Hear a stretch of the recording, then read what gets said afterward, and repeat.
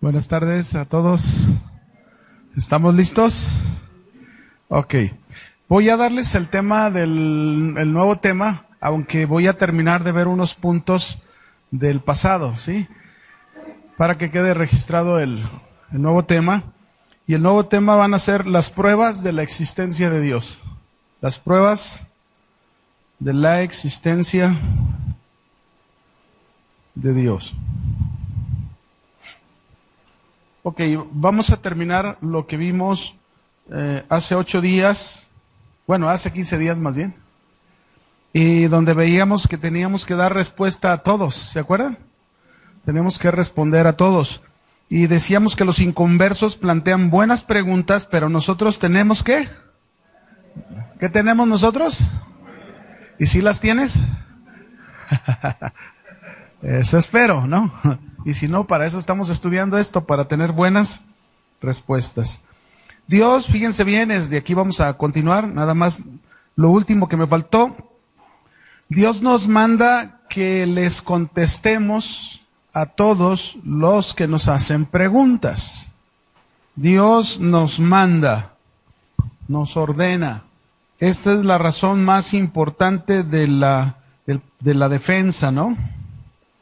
Un texto donde podríamos nosotros encontrar cómo Dios nos manda es el texto base que hemos estado usando, Primera de Pedro, capítulo 3, versículo 15, 3:15. Vamos a leerlo, si me acompañan. ¿Lo tenemos? Dice ahí, santificad a Dios el Señor en nuestros corazones y estad siempre preparados para presentar defensa con mansedumbre y reverencia ante todo, ¿ante quién? Todo el que os demande razón de la esperanza que hay en nosotros. Este pasaje afirma varias cosas importantes. Fíjense bien. Primero, nos dice, en primer lugar, nos dice que debemos estar ¿cómo? Preparados. ¿Cómo dar una respuesta si no estamos preparados? Esa es la razón, ¿no? Realmente no podemos responder una pregunta que quizás nosotros ni siquiera sabemos la respuesta. Puede ser que nunca crucemos con alguien que formule preguntas difíciles acerca de nuestra fe. Es posible que a lo mejor no sea posible dar una respuesta.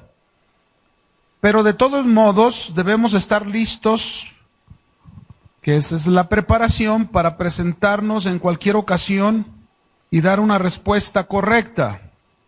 Pero, ante esa preparación también es importante que aprendamos, fíjense bien lo que le estoy diciendo, también es importante que aprendamos a tener una actitud dispuesta y paciencia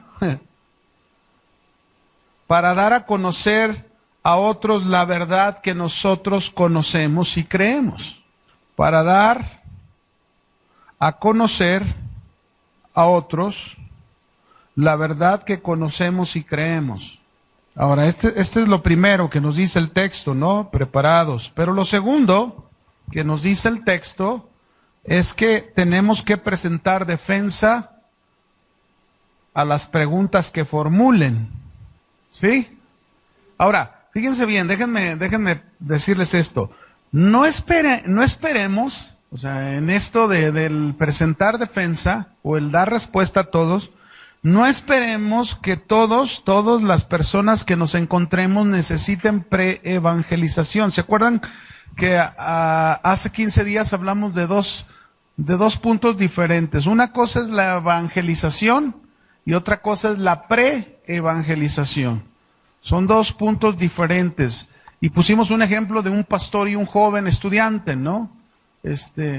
Ambos tienen responsabilidades diferentes, pero es importante conocer de la preevangelización. Preevangelización hemos dicho que significa que tenemos que quitar en primer lugar ante una persona que le vamos a presentar a Cristo, que queremos que crea en el Señor Jesús, en el milagro que murió, pero también Jesús ¿qué? Resucitó, ¿verdad? Entre los muertos. Necesitamos primero quitar muchas veces obstáculos que están enfrente para luego evangelizar. Eso es pre-evangelización. Eso es lo que tiene que ver con la apologética. ¿Sí? ¿Estamos?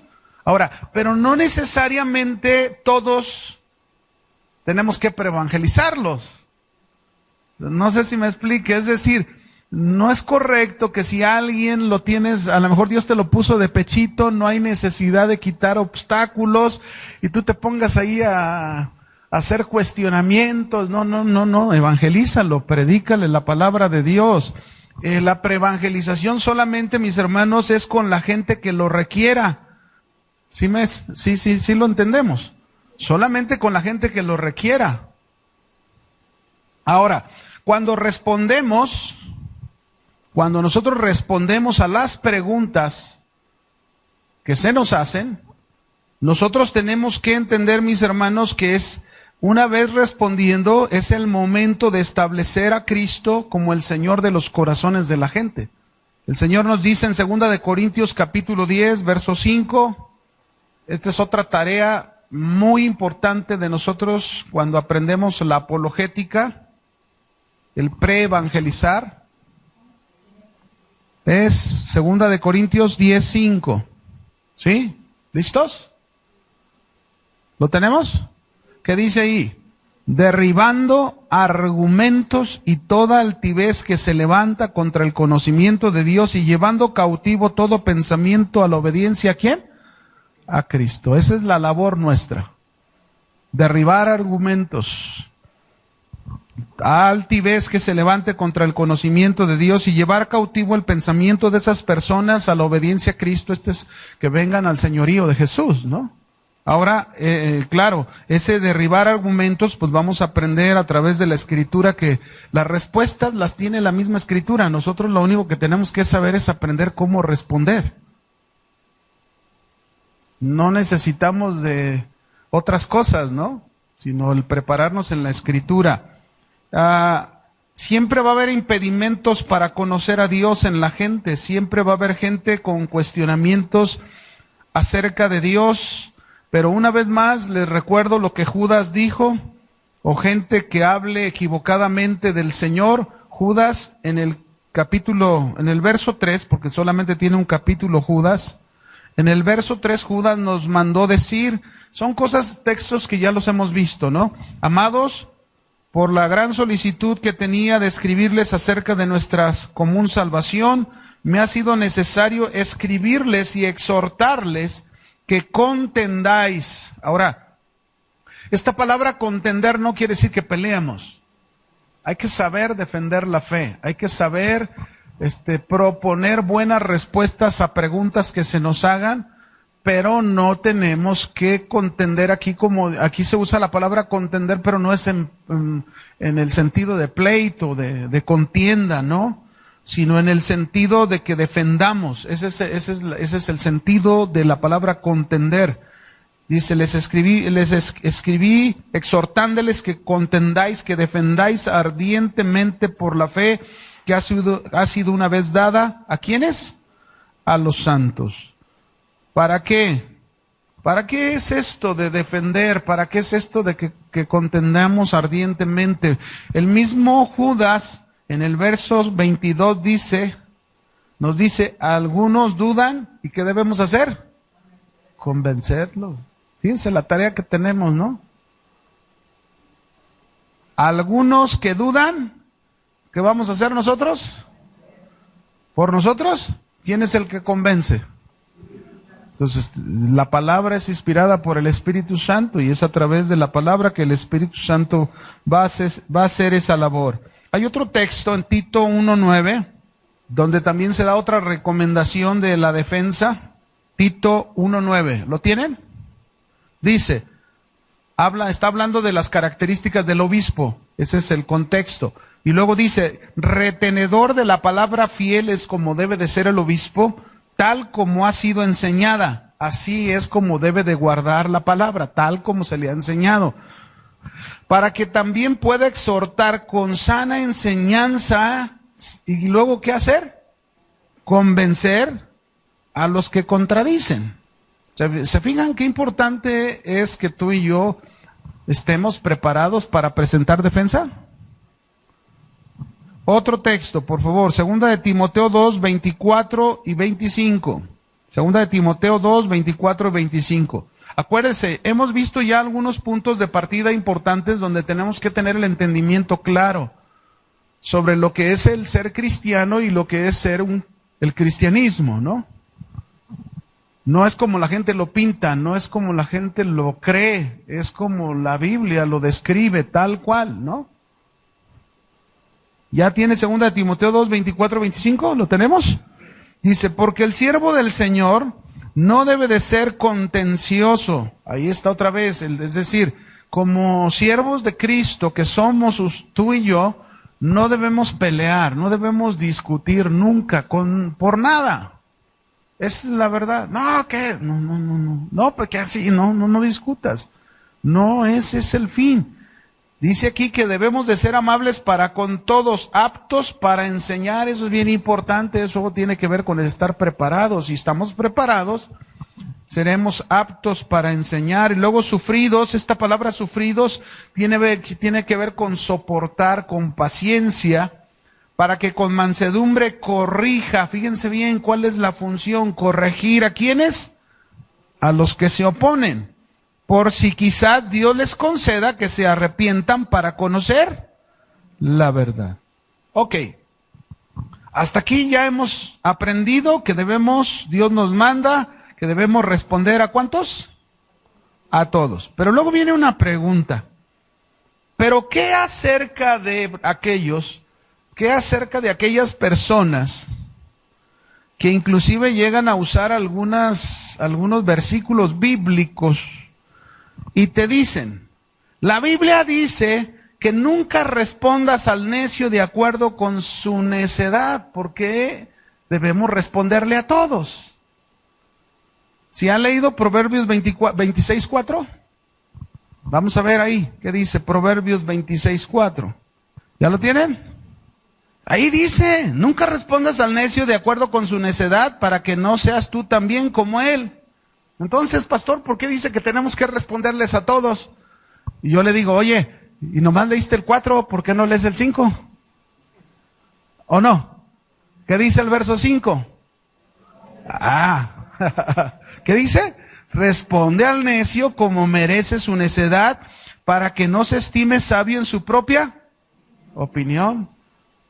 O sea, si nada más es eso, pues está bien, pero ¿qué con esos? ¿Qué acerca de aquellos que dicen esto, de que nunca le respondas al necio de acuerdo a su necedad, cuando la Biblia nos dice que sí debemos responder? Ahora, este pasaje, tenemos que entender que este pasaje nos enseña que debemos ser cuidadosos más bien respecto a elegir. Fíjense bien, esto es lo importante. Este pasaje nos enseña que debemos ser cuidadosos respecto a elegir, ¿ya? Cuándo y cómo enfrentar las ideas falsas. Eso es lo que nos está diciendo aquí. Si encuentras una persona reacia para recibir, que a lo mejor te hace preguntas y trata hasta en sarcasmo, en forma de burla, trata de cuestionarte, pero tú lo ves que no tiene para nada la disposición para escucharte y recibir, pues bueno, ese es donde cabe el que nosotros seamos cuidadosos para elegir cuándo debemos de responder. Es decir, nunca alegues con alguien que no te escucha de razones, porque si lo haces, entonces vas a ser tan necio como el otro lo es, el que te está, ¿no? Ahí sí. Pero si hay la capacidad de mostrarle, porque hay la disposición de escuchar, y hay la capacidad de mostrarle lo erróneo de su pensamiento, tenemos que hacerlo. La Biblia nos dice en el verso 5, respóndele al necio como merece su necedad. ¿Cómo sería una respuesta de acuerdo a lo que dice este versículo? Bueno, contestándole con la palabra sabia de la Escritura. La Escritura tiene la respuesta de todo, mis hermanos. Yo lo único que tenemos que hacer es conocer la respuesta, y eso es la respuesta para el necio en su necedad. Ahora, hay otros que dicen, ¿qué acerca de aquellos que dicen también, no solo esto? Otros dicen, la lógica no es válida y no puede decirnos nada acerca de Dios. ¿Qué piensan ustedes? ¿Ustedes creen que la lógica no nos puede decir nada acerca de Dios? ¿Qué creen? También esto tenemos que tomarlo con mucho cuidado, porque se dice que la lógica no trata estos asuntos, es lo que ellos dicen, pero la declaración sobre estos asuntos, que estamos nosotros viendo, por ejemplo, de que Dios es verdad, pues también tiene su lógica, ¿o no? Claro.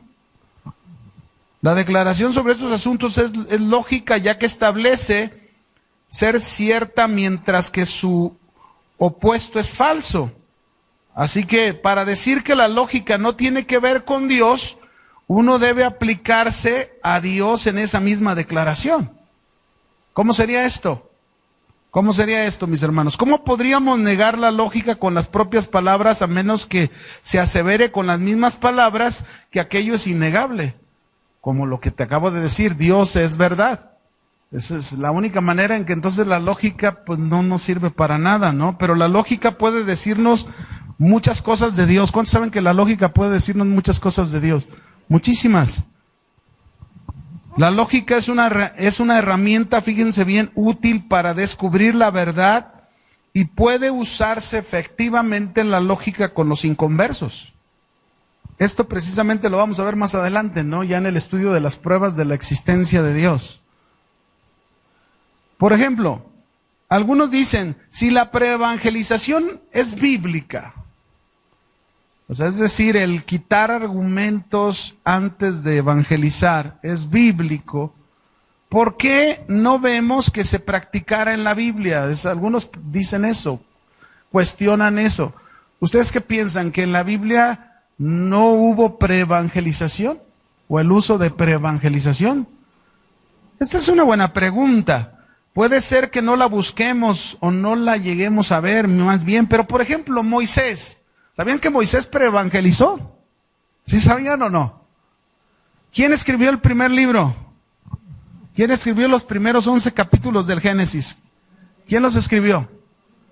Algunos argumentan que no pudo haber sido Moisés y todo eso.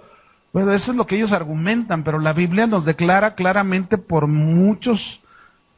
Jesucristo, por los mismos textos bíblicos, las escrituras escritos por otros declaran que Moisés es el autor, el que fue inspirado para escribir el libro de Génesis. Pues déjenme decirles que los primeros 11 capítulos, Moisés confronta claramente los relatos de la creación conocidos en su época. Para todos los dudosos y para todos los cuestionadores, Moisés, al escribir los primeros 11 capítulos del Génesis, está mostrando claramente los relatos de la creación, confrontando los pensamientos místicos de mucha gente. Ese es una preevangelización, eso es una defensa de lo que Dios le estaba dando a Moisés. Pero también, por ejemplo, Elías, ¿qué hizo Elías con los 400 profetas falsos? ¿Que no los confrontó? También eso es una preevangelización abierta. Él los confrontó diciendo, bueno, vamos a probar quién es el verdadero Dios.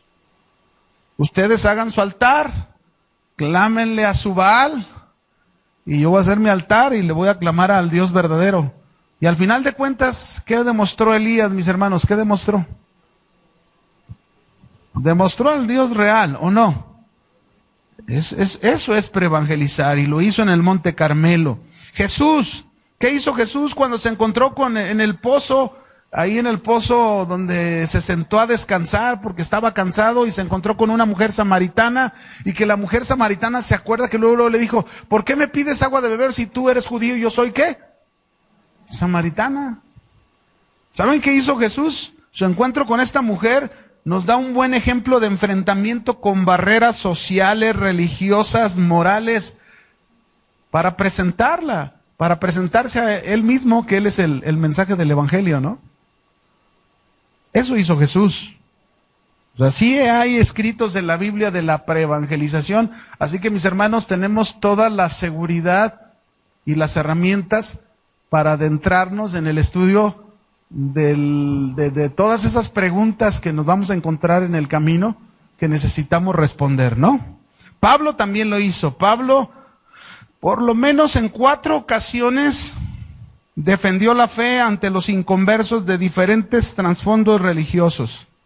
Te doy los textos, no los vamos a leer, porque son largos, y tú puedes leerlos, algunos de estos textos. Por ejemplo, Hechos capítulo 14, verso 8 al 18.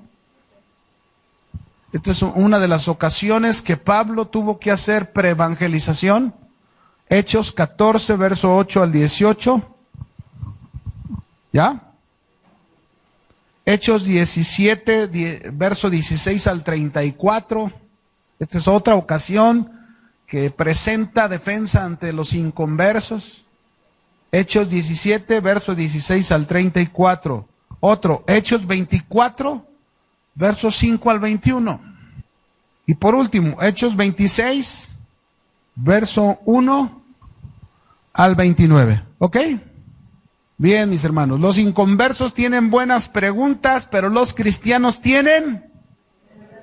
Amén. Déjenme ir a mi otro punto. Entonces, ya hemos visto cómo debemos responder porque tenemos buenas respuestas. Así que entremos a las pruebas en este punto de la existencia ¿de quién?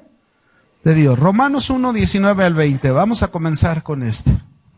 Romanos capítulo 1, verso 19 al 20. ¿Lo tenemos?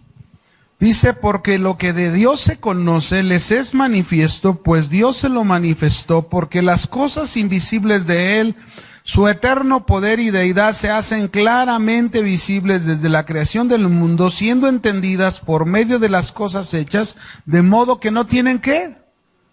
Excusa. Qué clara escritura, ¿no?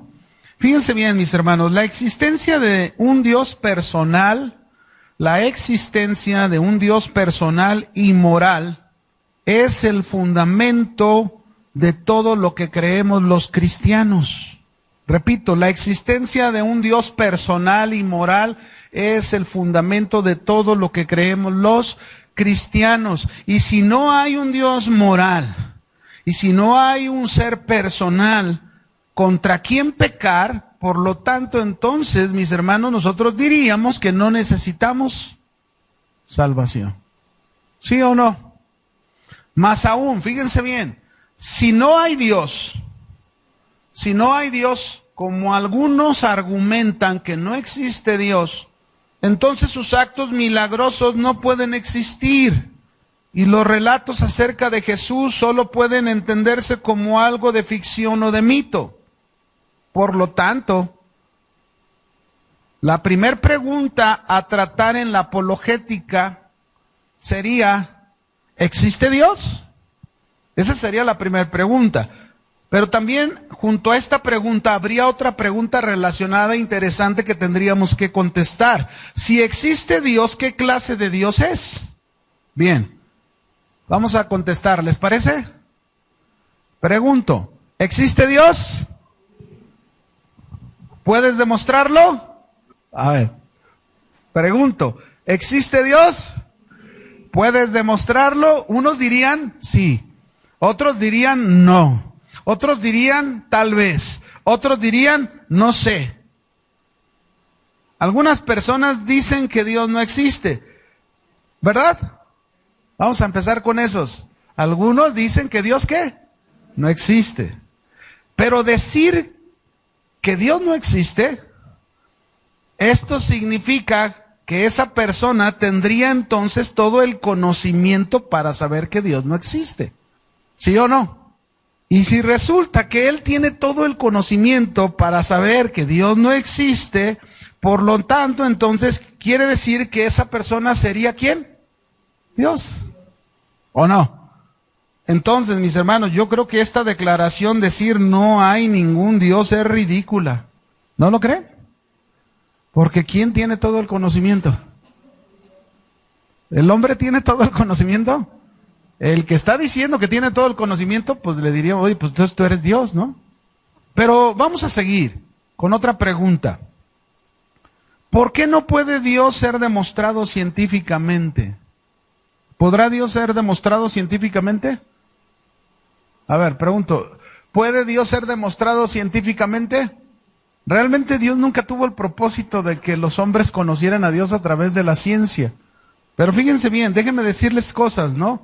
A causa de las condiciones que deben existir para que algo científicamente sea demostrado, la prueba científica dice que debe de ser, una prueba científica dice que debe de ser en tres cosas. Esto es lo que dice la prueba científica, ¿no? A ver, déjenme ponerlo aquí. Siempre agarro el que no funciona, ¿verdad? Prueba científica afirma tres cosas. Una, que debe ser observable. Dos, también se dice que la prueba debe de ser repetible. Y tres, la prueba científica dice que también debe de ser mensurable. Mensurable.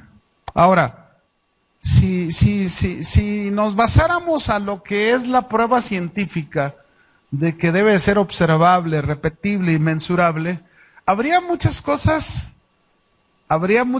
que no cabrían en la prueba científica. Por ejemplo, ¿cuántos de ustedes han visto alguna vez una libra de amor? ¿Alguien lo ha visto? ¿Alguien ha visto un pie de justicia? ¿O alguien ha visto una onza de verdad? No, ¿verdad? Pero sin embargo, dígame usted, ¿existe el amor? ¿Existe la justicia? ¿Existe la verdad? ¿Qué quiere decir entonces? El amor no está dentro de esta prueba, ¿verdad? Aunque los científicos tratan de darnos sus rollos siempre. No, pues el amor se acaba porque... todas sus cosas, ¿no? Pero fíjense bien, el amor existe, la justicia existe, la verdad existe y no son mensurables en cantidades científicas. Tampoco lo es Dios. Dios tampoco es observable, repetible, ni mensurable. Dios, estoy hablando de Dios como persona. Sí, me comprende, ¿no? Más bien, entonces, así como el amor, la justicia y la verdad existen, debemos encontrar formas para proporcionar pruebas de la existencia de Dios. Ese es el punto. Es decir, si yo quiero demostrar que Dios existe, yo no lo voy a hacer por este medio. ¿Me explico? Yo lo voy a hacer a través de encontrar, que tenemos que encontrar formas en las que proporcionemos. ¿Qué tenemos que proporcionar? Pruebas.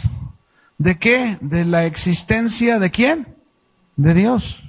Dios no va a poder ser demostrado de una manera científica, mis hermanos. Dios va a ser demostrado en formas diferentes. Hay pruebas que demuestran la existencia de Dios y esas pruebas son las que tenemos que encontrar para presentarlas a quienes dicen que Dios no ¿qué? Existe. Por ejemplo, ¿qué prueba tendríamos en la Escritura? Una prueba que usted y yo podamos decir, esta es una prueba que la misma Escritura presenta de la existencia de Dios. ¿Alguien se recuerdan de un texto? Acabamos de leer uno, ¿verdad? Al principio, no sé si lo observó, pero leímos uno al principio. ¿Qué texto fue el que leímos al principio? Vamos ahí, Romanos capítulo 1, verso 19 al 20.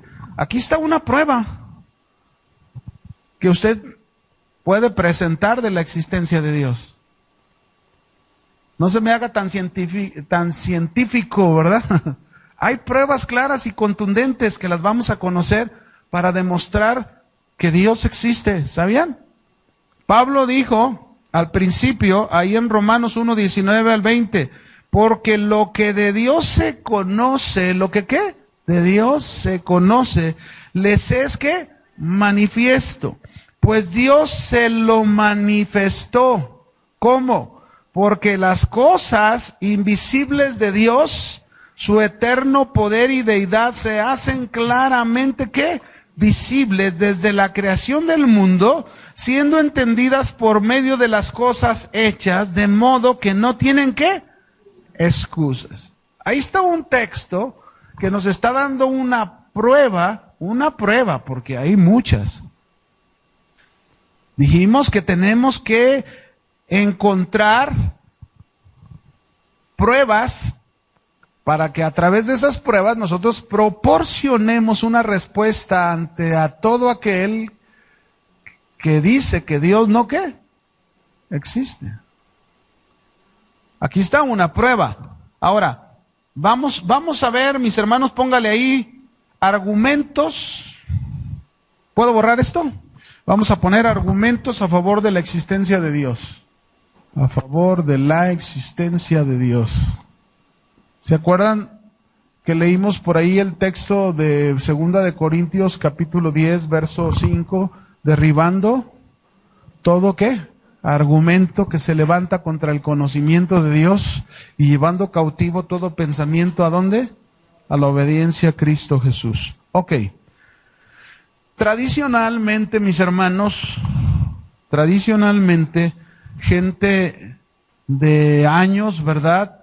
En el pasado se han dado a la tarea de hacer, llevar a fondo este tipo de respuestas, y todo este tipo de gentes concuerdan en lo mismo. Hay cuatro argumentos básicos para demostrar la existencia de Dios, que son los que vamos a conocer nosotros. Hay cuatro argumentos básicos, dijimos, para probar ¿qué? La existencia de Dios. El primero es el argumento, algunos ya lo saben, ¿verdad? ¿Ya lo saben? El argumento cosmológico. Segundo, es el argumento teleológico. El tercero es el argumento axiológico. Y el cuarto es el argumento ontológico. Estos son los cuatro argumentos que comúnmente se conocen para probar la existencia ¿de quién? De Dios. ¿Cuántos de ustedes alguna vez han leído, han conocido de estos argumentos? ¿Alguien? A ver, allá está Juanito uno, acá está Alex. Se le conocen muy bien. Vamos a probar. ¿Probamos? Ok. Tú, Juanito. Por ejemplo, ¿qué es el argumento cosmológico? Ok. Bueno, yo nomás quería probar. Está bien. Bien. Muy bien. El argumento cosmológico, ya lo veremos, tiene que ver con la creación de todo el universo, ¿sí? Es eso. Ahora, es un argumento que se va a presentar, pero vamos a definir primero la palabra ¿qué? Argumento. Porque es importante antes de presentar cualquier respuesta, pues ¿qué es el argumento? Los argumentos tienen el propósito de dirigirnos a una conclusión de probabilidad. Repito, los argumentos tienen el propósito de dirigirnos a una conclusión ¿de qué? De probabilidad. Los argumentos inductivos acerca de lo que existe,